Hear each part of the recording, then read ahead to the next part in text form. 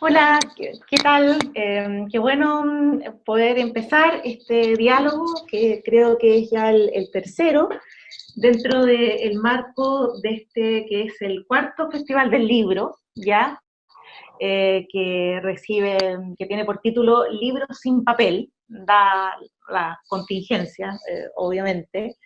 Es el cuarto Festival del Libro organizado por la Oficina de la Nada y el Campus Creativo de la UNAM, Universidad Nacional Andrés Bello.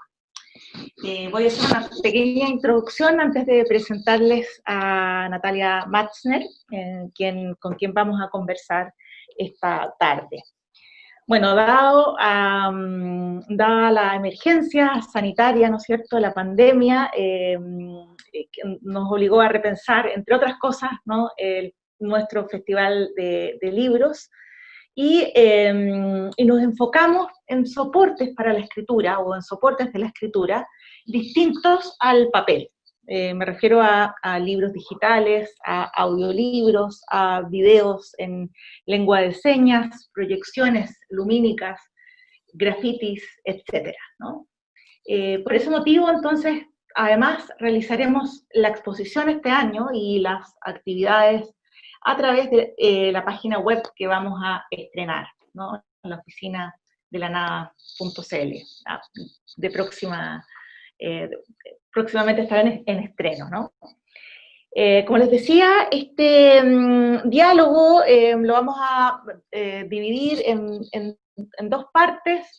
Tuvimos algunos problemas de coordinación, y entonces hoy vamos a conversar con Natalia Matzner, quien es una gran amiga y también en realidad ya la consideramos parte de la Oficina de la Nada, no sé cómo llamarlo, colectivo, organización sin fines de lucro, ¿no? Entre académica y no académica,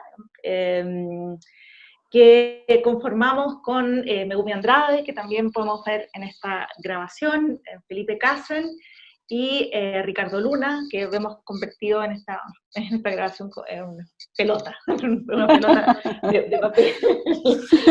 Bueno, estamos encantados como la Oficina de la Nada, de poder conversar con una gran amiga de la Oficina de la Nada, Natalia Matzner. Es escritora, es artista, es investigadora y creadora del proyecto Fanzinoteca Espigadora. Lo que podemos ver atrás es parte de esa fanzinoteca, ¿no?, que ella ha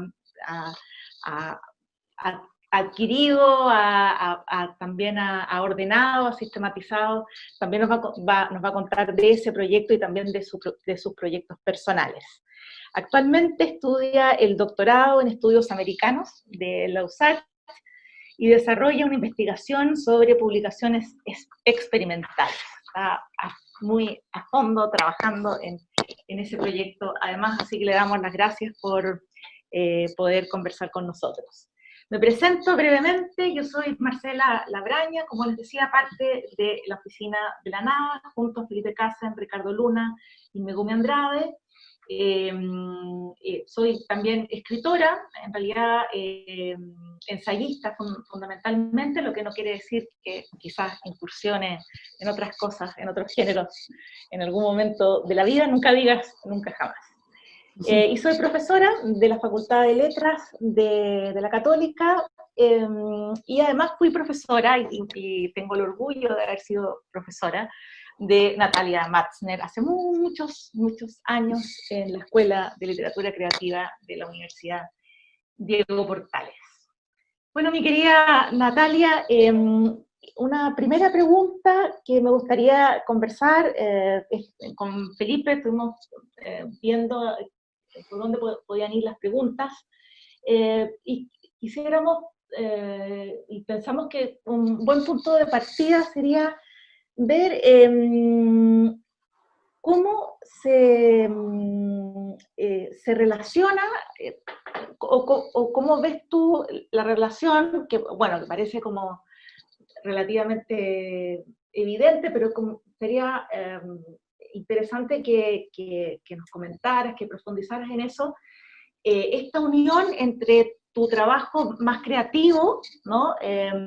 Por un lado, también muy de la mano de ese trabajo creativo, tu trabajo en términos de archivo, de construcción de un archivo, con todo lo que implica, y esta otra pata de tu labor académica, ¿no? Académica, y que por el tema que les comentaba, no sé si ya tienes un título pensado para tu proyecto de investigación, pero incursionas, ¿no es cierto?, investigas sobre publicaciones experimentales.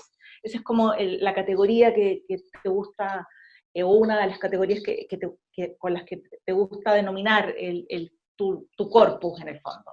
Entonces, estas tres aristas, ¿no?, de tus intereses, de tu trabajo, cómo se relacionan, qué fue primero, el huevo o la gallina, en fin, que nos contaras acerca de ese proceso.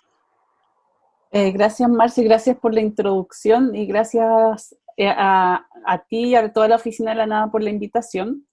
Bueno, esta pregunta es importante también porque va todo súper interrelacionado, o sea, de alguna manera la fanzinoteca Espigadoras consta de 3 ejercicios, de la misma manera que yo también en torno a este tema de los fanzines o de la desarticulación del libro, que tiene que ver con el archivo, con un trabajo que ya estoy llamando más de anarchivo, que tiene que ver con otra manera de clasificar, de archivar.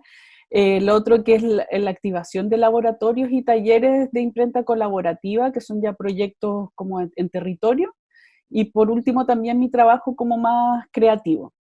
De alguna manera también como para investigar, que es esta otra parte que trata como de reunir todo, que lo que estoy haciendo en el doctorado, va en relación a todo esto. O sea, aunque no lo vaya a incluir mi trabajo creativo, también a través de eso incluyo, o sea, puedo llegar a ciertas conclusiones, o sea, con experimentar con los materiales, con los lenguajes visuales, con la secuencialidad del libro, o sea, que no sea de adelante para atrás, o sea, de atrás para adelante, de izquierda a derecha, y, y bueno, todo eso a mí me parece que va como bastante de la mano, y también un poco como que pone en duda esta idea de que el pensamiento es algo como solamente mental o cognitivo, como que requiere bastante de cuerpo, de tacto, de olfato. Igual me parece súper entretenido que esta edición sea como libro sin papel, porque no, por ejemplo hay cosas como que no están, que no está el olfato, y el olfato es loco porque como que uno puede como, es difícil acordarse de cómo huele algo, mientras quizás acordarse de un sonido o otras cosas es más fácil. Pero bueno, son cosas que hay que tener en cuenta también a la hora de poder ver como toda la variedad de publicaciones que puede existir. Sí, eso yo creo que sería como más o menos mi respuesta, como la investigación en el doctorado que estoy planteando, que en pasado mañana la presento, se llama Publicar a la intemperie, autoedición literaria y artística en el espacio público. O sea, publicar a la intemperie se refiere a un corpus que se trata de publicación en el espacio público, que también tiene otro tipo de dispositivos que no son los del libro convencional. Ahí podemos hablar desde graffiti hasta otros tipos de dispositivos. Y también publicar a la intemperie es como que refiere a la metáfora de todas las como inclemencias del tiempo a la que está expuesto el mundo de la autoedición, porque la autoedición tiene como mayor apertura al no estar fijado al tema del mercado. O sea, como uno puede experimentar más en temas de formato, de lenguaje, de materialidades, y a la vez también uno está a merced a la autogestión, pues que un proyecto resulte o no. Eso sería. Gracias, Natalia. Bueno, en base también a tu respuesta, claro, el tema de la materialidad y el trabajo en el espacio público, de publicación en el espacio público, implica esta relación con la intemperie, pero también como que subrayan la condición o tienen la condición de efímeras estas obras, ¿no? Lo que también representa como un punto de dislocación, ¿no es cierto?, subversión también del libro, ¿no? El libro, y de hecho las bibliotecas importantes se las ingenian para conservar, ¿no? O sea, hay un afán por conservar, con cierta temperatura, ¿no es cierto?, con cierta luz, etcétera. Libros, mientras más antiguos hay más cuidado, ¿no? Como que el libro tiene desde que aparece, ¿no?, el códex, ¿no?, ese soporte que nos acompaña hasta el día de hoy, y en eso se impone el códex en contra del papiro en gran medida que es una promesa, ¿no?, de durabilidad, ¿no?, aunque también se pueden quemar enteras las bibliotecas y otras desgracias, ¿no?, también, pero en un supuesto, ¿no?, que el libro cumple con esa promesa, ¿no?, de durar, de perdurar en el tiempo. ¿Qué te pasa a ti entonces con estas publicaciones que todo lo contrario, subrayan su carácter efímero, su carácter frágil, y que además da las innumerables hitos políticos, ¿no?, que han acontecido en nuestra ciudad, en nuestras ciudades también, incluso ciudades en Latinoamérica y en el mundo, ¿no? Como que desde el año pasado estamos en una revolución, una revolución en distintas partes del mundo, ¿no?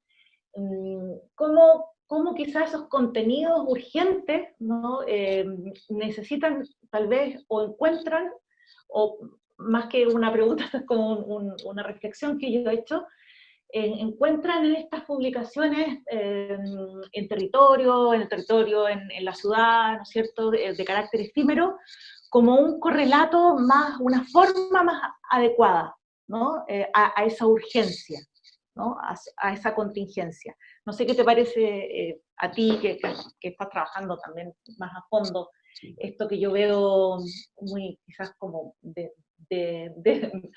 desde la observación, porque vivo al lado prácticamente de Plaza Dignidad, entonces Sí. veo lo que pasa y los vestigios, ¿no?, de las obras, ¿no?, de los rayados, los grafitis, en fin, etc.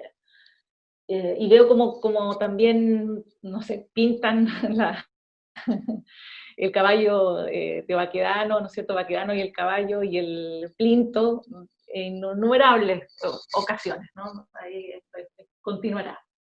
Esa es otra pregunta, reflexión que quisiera que compartir contigo. Ese yo lo encuentro que es súper interesante, como ese carácter efímero como previamente asumido porque yo le llamo, llamar la autoedición en el espacio público durante el estallido social ya es igual, es ponerle un nombre a algo que es porque a mí me parece, podría no serlo también autoedición, pero es porque creo que reúne como muchas cosas en común con el mundo de la autoedición relacionado a los fanzines u otro tipo de publicaciones, eh, quizás también más efímeras en cuanto a material, que es asumir la fragilidad del documento, o sea, como efectivamente el trato ceremonioso del libro, eso existió y va a seguir existiendo, pero claro, existió también antes, previo a la imprenta, mucho más fuerte, y después cuando surge la imprenta empieza como,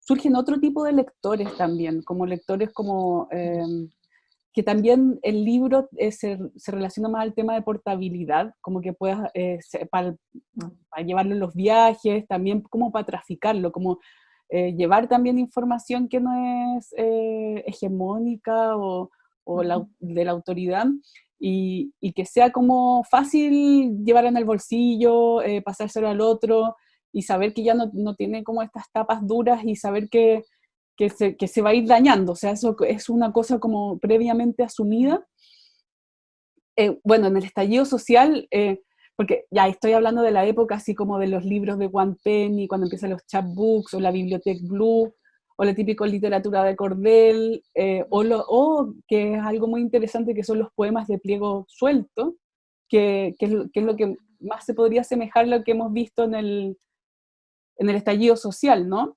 Y en todas las primaveras que han surgido este último año en diferentes partes del mundo, en Chile ha sucedido esta particularidad con la autoedición, que tiene que ver con la materialidad, con la poesía, con la relación de la poesía con la gráfica, que ha sido muy, muy territorial, muy propio.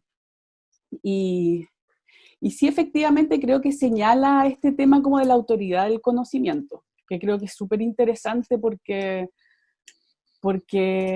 fue una gran metáfora, o sea, como incluso ya pegaron el pliego, o sea, pusieron el cartel de la poesía está en la calle, afuera de la Biblioteca Nacional, las mismas centros lectores cercanos a la Plaza Dignidad tuvieron que replegarse y a la vez fueron como empapelados por fuera.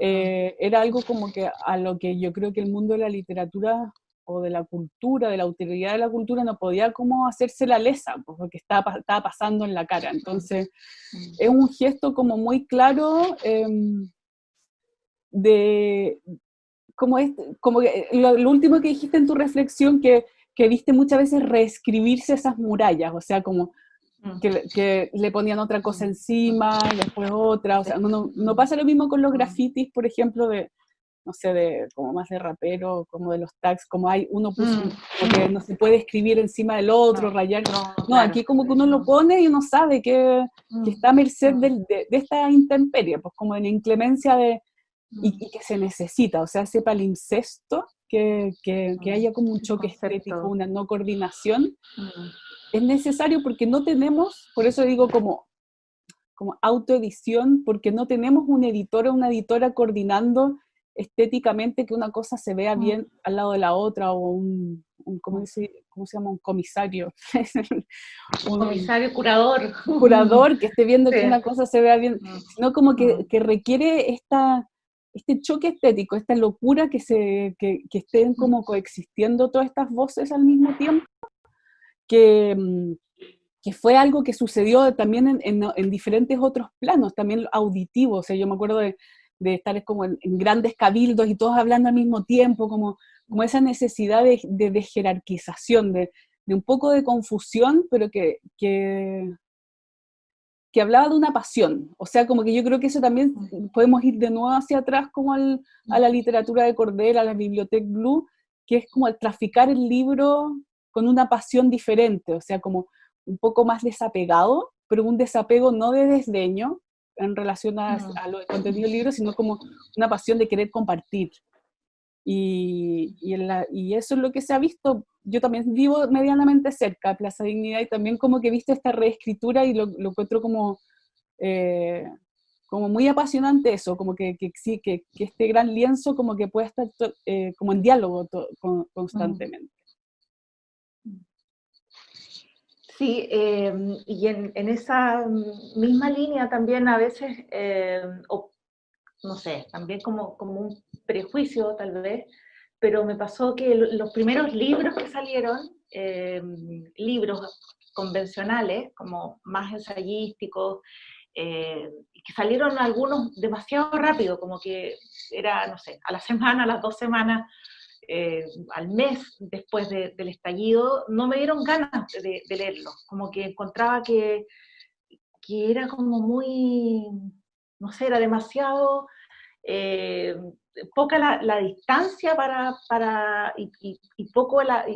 y una forma muy poco adecuada, tal vez, para dar cuenta de lo que está ocurriendo, como el ensayo, pese a que es un género que es muy ambiguo, que es un género que fue muy subversivo también en su momento respecto del tratado, ¿no es cierto?, del tratado filosófico, y eso tiene una tradición de fragmentariedad, ¿no?, que es muy interesante, pero dadas ciertas cosas, ciertos acontecimientos, ¿no?, ciertas primaveras, como tú señalaste, claro, me parece que es un tanto, que es un gesto, o me parece, no sé, también, sin leer, quizás son libros maravillosos, pero como que me hacen ruido y los encuentro como demasiado hegemónicos tal vez, como esos libros que dicen, ya, ahora yo les voy a explicar qué es lo que está pasando en Chile, o qué es lo que está pasando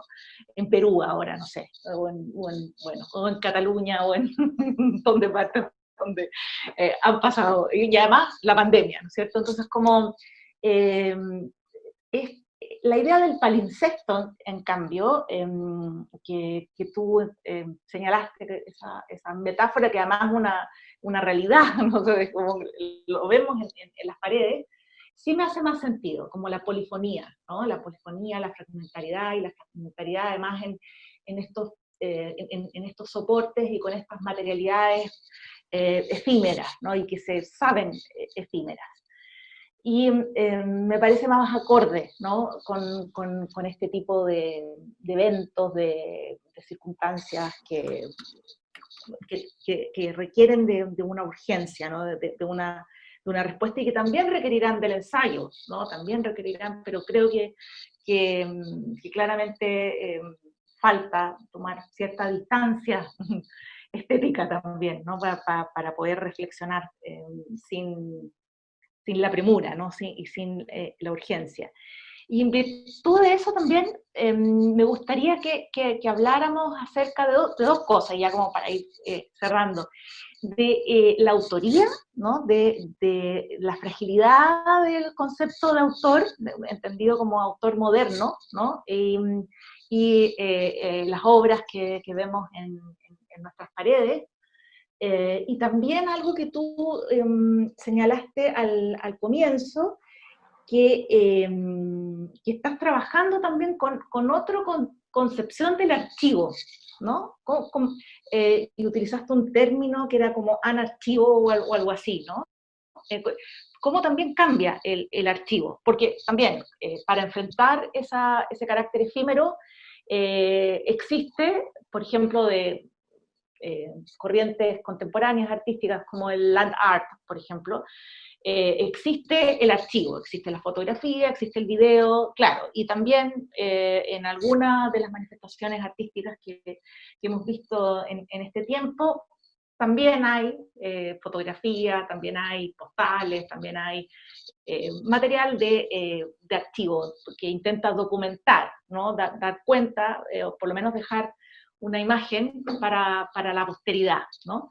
Entonces, esas dos cosas me gustaría que pudieras comentar. Por un lado, el tema de esta autoría difusa, ¿no? Volvemos a como que no importa mucho o una autoría colectiva que también es diferente a la idea del autor moderno, ¿no? Con nombre y apellido y que tiene derechos de autor, ¿no? Y por otro lado, ¿cómo sería y cómo es o cómo debe adaptarse la idea del archivo, ¿no? La actividad de la documentación del archivo, de este tipo de manifestaciones artísticas? Eso está súper relacionado a lo que estábamos hablando antes, porque tiene que ver bueno, con la publicación al ser efímera, tanto por su tipo de materialidad, por estar dispuesta a las inclemencias del tiempo, pero también a las posibilidades de censura en este caso, que es como muy claramente, muy rápido. Eh, eh, de la misma manera que es rápida la persona que publica en la calle, también es rápida la persona que archiva, o sea, como se desarticula la noción tanto de autoría como individual, como también el archivista o la archivista eh, que también procede de una cierta manera como muy reglamentada, categorizada. Entonces, en relación a la época en que vivimos, de la tecnología, lo que puede suceder más interesante en relación a lo que hablas al tiro, que de repente salieron ensayos muy apresurados y todo eso, que incluso en la época de cuarentena se ordenó incluso un poco más el tema, la otra parte que faltaba de esta colectividad, que es quienes archivan en conjunto, y Y la manera de archivar que yo encuentro más interesante del estallido social es a través de los hashtags. Existen también proyectos súper lindos de, de organizar todo este material, y hay mucha gente que lo empezó a hacer, tanto en Instagram como algunos pueden tener acceso a una página web, lo hicieron así, pero para poder navegar a través de la autoedición y los documentos que hubieron, y que perecieron también por esta calidad de efímero, es a través de ciertos hashtags que son los más interesantes. Y ahí también es como, ¿quién es esta persona que archiva? O sea, como quién es este archivista. Lo mismo que la autoría, porque yo, como tengo la fanzinoteca, hay muchos trazos y maneras de dibujar o de escribir que reconozco, y a mí me pasaba que salía a caminar a documentar a la calle y yo reconocía a ciertas personas, pero esas personas no estaban firmando tampoco. Entonces, eso también creo que es un gesto como súper interesante de humildad también por parte de personas que quizás ya tenían como un lugar en el quehacer cultural, y que también decidieron como dejarlo también a esta coautoría colectiva. Y eso en particular, que creo que es lo que más me interesa, así como esto concluye toda esta cadena del libro, concluye en este archivista que lo sube a la nube, que lo va subiendo así con un hashtag, y así lo podemos encontrar. O sea, como falta que macere toda esa parte, yo creo, como para poder sacar grandes conclusiones de esto, de la autoedición en el estallido social.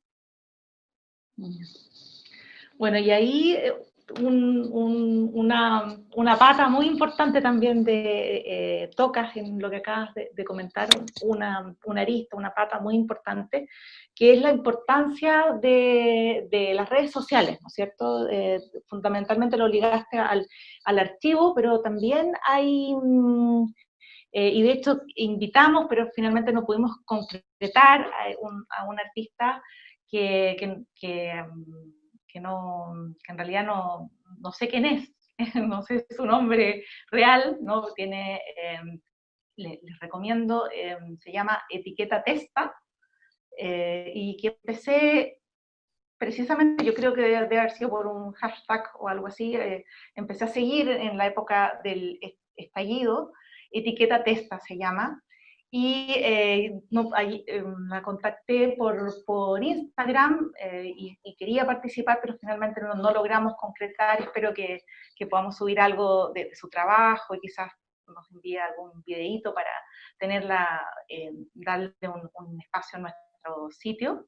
Y ella básicamente trabaja con esta máquina rotuladora, ¿no? Esa máquina bien ochentera de plástico, y escribe frases, ¿no? Ha dejado, de hecho, como que tenía abandonada esta cuenta, es muy hija de la contingencia, muy hija de la contingencia su trabajo, y pegaba, ¿no? Y pegó durante el pic del estallido estas cintas con texto de máquina rotuladora en lugares, en faroles, en árboles, sumamente precario y difícil de ver. O sea, la visibilidad de este trabajo es básicamente, a diferencia de Light Labs, por ejemplo, solo en redes sociales.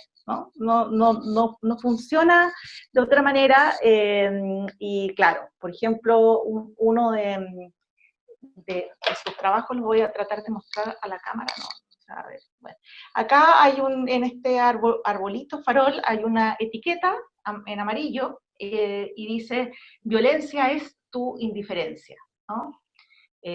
O por ejemplo, acá también en amarillo, está ahí claramente la esquina del edificio de Movistar, y después dice, la calle no calla, la calle se raya, ¿no? Y eso sería todo, y algo que además cualquiera puede desprender y no ver. La verdad que yo empecé a buscar estas cintas después de haber empezado a seguir esta cuenta de Instagram, ¿no? Es como muy arte para un medio, ¿no? En este caso un medio que es una red social, ¿no? Y que ocupa un espacio también en la ciudad, pero que no tiene esa como monumentalidad, ¿no? De un gran graffiti o del trabajo de Light Lab, o sea, como que es casi imposible no ver, ¿no? Acá es difícil ver, difícil ver y casi hay que seguir a esta cuenta u otro tipo de trabajo similar para tratar de encontrar esas huellas, esos vestigios, que no sé, puede que ya ninguna de estas etiquetas esté, ¿no? Me pareció además como muy fino el trabajo, o sea, muy mínimo, muy económico, muy de una idea, ¿no? Una idea, un soporte, un material, bueno, varios soportes, que pegaba estas etiquetas en distintos lugares, pero como esta máquina, estas cintas y sería, y frases potentes, ¿no? Y frases vinculadas a la contingencia o algunas frases también que ya son verdaderos slogans o también que parecen sacadas de versos, ¿no? De algún poema por escribir o de algún poema preexistente.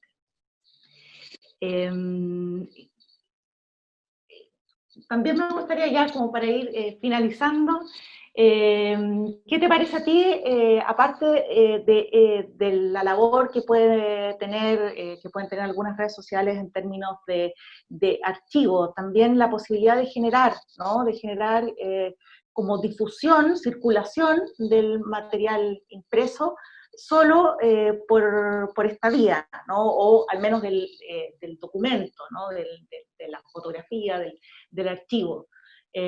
Hay un mundo también de posibilidades, si pudieras como referirte un poquito más a eso, como para ir terminando. Yo creo que los diferentes tipos de archivos que podemos encontrar develan mucho de quiénes lo hacen, o sea, cuando no son solo hashtags, sino como ya una cuenta o algo así.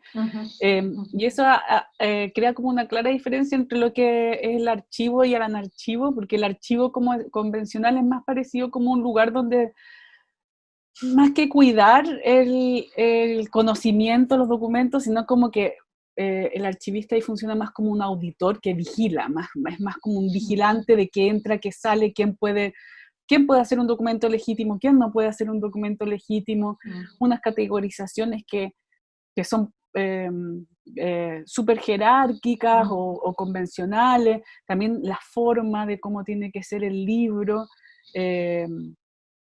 dice si es que puede estar o no puede estar en un archivo convencional, mientras que un archivo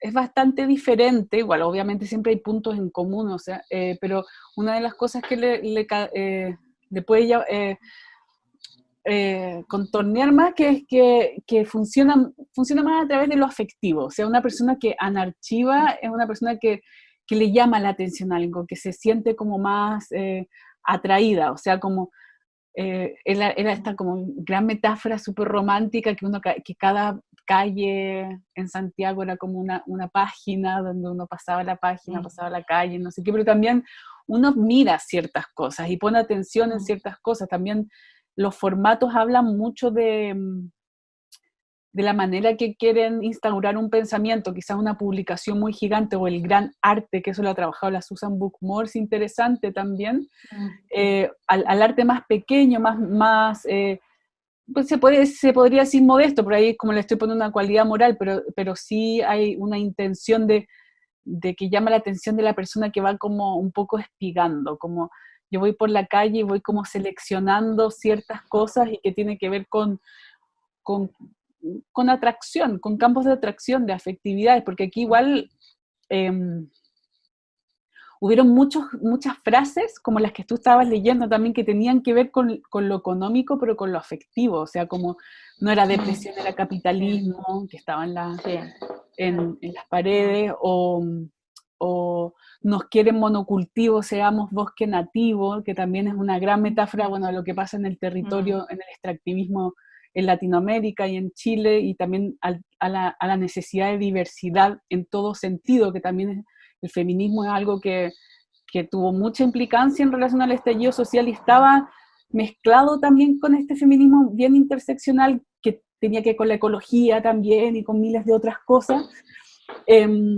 Y todo eso también, cuando uno ve estos ciertos archivos, se nota también como la tendencia, como no se trata de encubrir, no trata como de representar el mundo y hacerlo pasar como algo verdadero, sino como esta es nuestra propuesta y esto es lo que veo. O sea, uno pasa por la calle y no puede leer todas las cosas que hay porque son tantísimas cosas.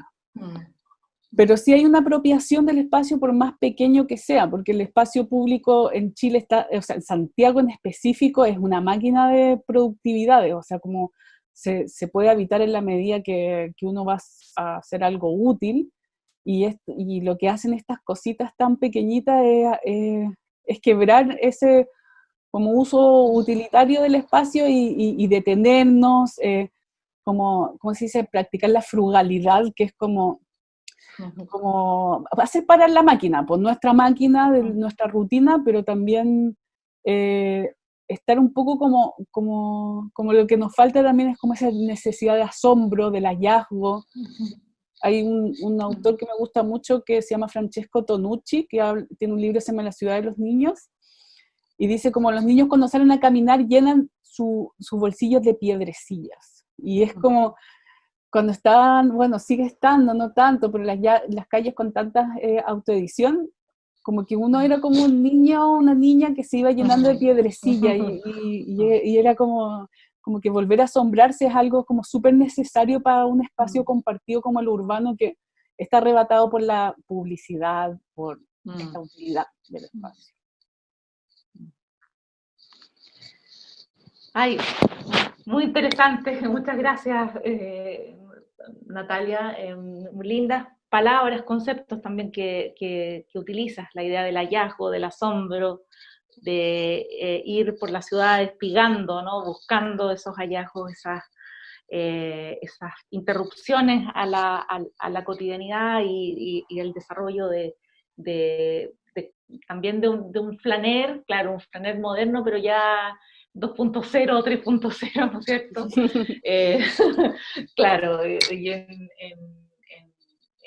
en esto que nos ha tocado, en este momento histórico además que nos ha tocado vivir, que tal vez los que somos mayores pensamos que nunca íbamos a vivir como generación, que todo iba a seguir como, como hace 30 años, ¿no? Así, ¿no? Como claramente ya no va a ser, ¿no? Y en ese sentido hay un volver a replantearse, creo, también la relación entre de la que soy relación de la que soy un tanto escéptica, también creo por una cosa generacional, pero lo que hemos vivido, el estallido social y todo eso, y como que vuelve a hacer sentido, y el feminismo también en particular, como la idea de que el arte, no sé si puede cambiar el mundo, ¿no? Pero puede mejorarlo aunque sea, puede incidir, ¿no? Puede incidir en replantearnos un montón de cosas. Y eso está muy bien, o sea, aunque sea eso, ¿no? Aunque sea, aunque no sea algo tan grandioso, tan espectacular, pero más que mal, se logró con las manifestaciones artísticas, con las reflexiones, con la movilización, etcétera, etcétera, etcétera, con un conjunto de cosas, ¿no? Esta votación tan contundente, ¿no es cierto? Por una nueva, ¿no? Votamos la mayoría de nosotros por cambiar, ¿no? Por darnos una esperanza, ¿no? Y pensar que vamos a tener una nueva constitución, ¿no? Y en ese sentido, claro, esta idea también tan romántica, tan de las vanguardias, ¿no es cierto?, del arte de la década de los 70, en fin, de arte y vida, de arte y política, sin caer necesariamente en lo panfletario, ni también, como vemos en muchos casos, una técnica, ¿no? Totalmente depurada, estética, todo tipo de manifestaciones artísticas, ¿no? Vi algunos grabados, por ejemplo, espectaculares, o sea, realmente muy técnicamente bien hechos, o sea, realmente un panorama muy interesante, tanto en lo formal como en lo como en lo de contenido. En ese sentido también creo que la censura a veces funciona como una restricción, ¿no? que ayuda a no caer en una cosa demasiado evidente, demasiado panfletaria, darle una vuelta, ¿no? al asunto, buscar otras formas, buscar otras técnicas, en fin, ¿no? Así que no sé si Megumi quiere hacer alguna pregunta. A propósito, solamente como de curiosidad, a propósito del nombre del festival de este año que se llama Libros sin papel, te quería preguntar, Natalia, por esta idea de publicar a la intemperie. Tú estás entendiendo publicar no necesariamente con algo que se utilice como soporte un papel, ¿no? Entiendo también, por ejemplo, si yo voy y rayo una pared, ¿también para ti sería eso una publicación? Sí, hice en un ensayo que se llama Leer Juntes, hice como una diferencia entre, por ejemplo, cómo funciona el dispositivo publicar en el escudo de la primera línea, en las pancartas que van de la mano, en la pared y, bueno, en los afiches en la calle. Y ahí hay como diferencias entre, por ejemplo, nomadismo o, por ejemplo, a quién va dirigido y qué tipo de lenguaje se usa. Porque, por ejemplo, en el escudo se usan logos o símbolos muy fácilmente para detectar a la lejanía, y también uno dice, bueno, ¿a quién va dirigido el escudo? A los carabineros, pero no está para los carabineros, en verdad también es un soporte de empoderamiento y de afecto. O sea, yo hago mi escudo y primero es para nosotros, y después como una fuerza de lucha también, eh, como un mensaje muy claro. O las pancartas también, cuando hay trazo de mano alzada, que eso yo creo que es un tema que tú podrías darle mucha más profundidad, que tiene que ver con cómo se ve el tipo de caligrafía y qué relación tiene eso con el contenido. Bueno, en el caso de las pancartas está hecho por la misma persona que lo escribe, y también estar portándolo, que también es lo mismo que el escudo, es nómade, y va dirigido a las personas que están detrás de la primera línea, que son los manifestantes en ese caso, pero también es para uno mismo, porque están como portándolo, y es como un grito escrito, porque va como arriba, como un globito. Bueno, en la pared, el graffiti, yo creo que es donde es súper interesante el tema del trazo, porque ahí se parece, yo tengo uno que acá afuera de la casa que no se ha borrado nunca, que se llama El caos estaba oculto, está como escrito de una manera así muy particular, que me acuerda mucho una clase también que tuve contigo con el tema del método Palmer, así como cómo también un tipo de caligrafía puede notar que la persona que está escribiendo está siendo de alguna manera vigilada, o hay que escribir de cierta forma porque tiene que ver con ciertas cosas del poder y la educación y todo eso, y también escribir con otra caligrafía que de repente puede llegar a ser un poco ilegible, pero igual transmite. O sea, hay veces que no se alcanza a terminar la frase, y eso es súper interesante porque nos dice un montón de esta coautoría, de este hacer juntos. O sea, ¿quién salió muchas veces? Bueno, yo también he salido a rayar y a pegar muchas veces en mi vida carteles, y es como que uno va en conjunto, una persona te vigila en la espalda, entonces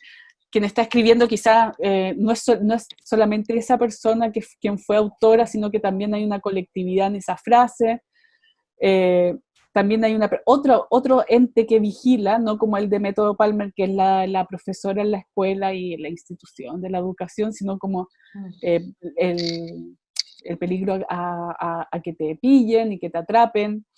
Entonces, todo eso, por ejemplo, finalmente en esa misma, en esa última, último soporte que es la pared, bueno, y es el soporte como más antiguamente aceptado como metáfora de libro, porque ¿cómo era la frase esta de Cortés, que era pared blanca, papel de necio? O sea, como él tuvo en el año 1520-21, tuvo como una disputa súper fuerte con el botín de Tenochtitlán y quedaron muy enfadados las personas que fueron con él a buscarlo, y él se estaba quedando como en un lugar que estaba vigilado y afuera había una pared blanca, y ahí empezó como la gente a hacer como sus demandas de que repartiera bien el botín.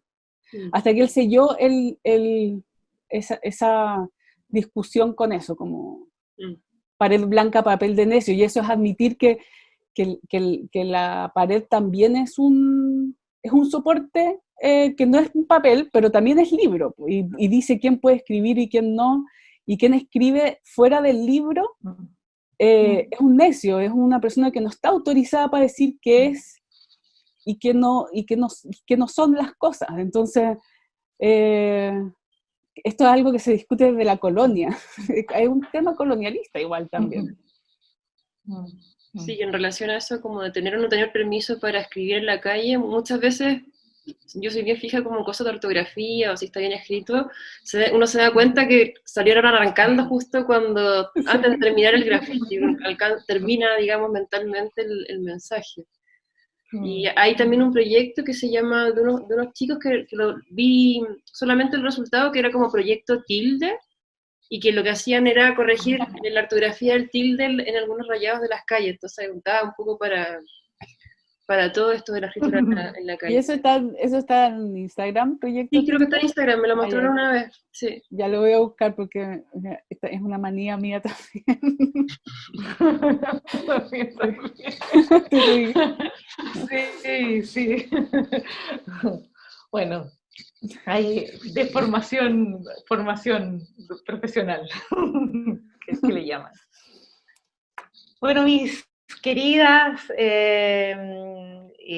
muchas gracias por participar y también muy interesante, se me ocurren muchas cosas que anoté también, muchas cosas, ideas que me surgieron. Te felicito por tu investigación, yo creo que va muy bien encaminado ese proyecto de tesis doctoral. Y un gusto, como siempre, conversar contigo. Gracias, Mebu, también por tu participación. A Richie Tunacola, Ricardo, Luna también por grabar esta sesión. Y Natalia, perdona que te hayamos hecho esperar. Muchas gracias, te pasaste. Y bueno, muchas gracias. Muy bueno, cariño a todas también y gracias por la invitación. Natalia, te pasaste. Espero se repita, como me gusta mucho tener la oportunidad de participar en las ediciones. Eso. Sí, va a participar en varias, Natalia. Sí. Muy bien, éxito. Mira. Chao, Chao, que estén bien. Chao.